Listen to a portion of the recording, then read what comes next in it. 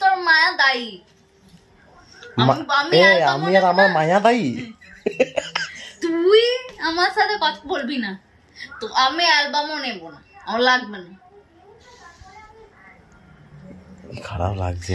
চুপ করতে।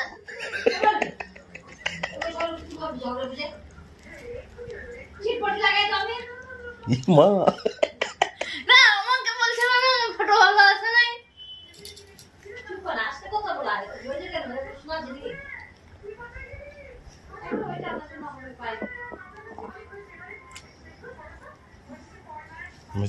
বলছে দিদি অত সেজেছে কিন্তু সেরকম হয়নি, কিন্তু তোমার গুলো প্রত্যেকটা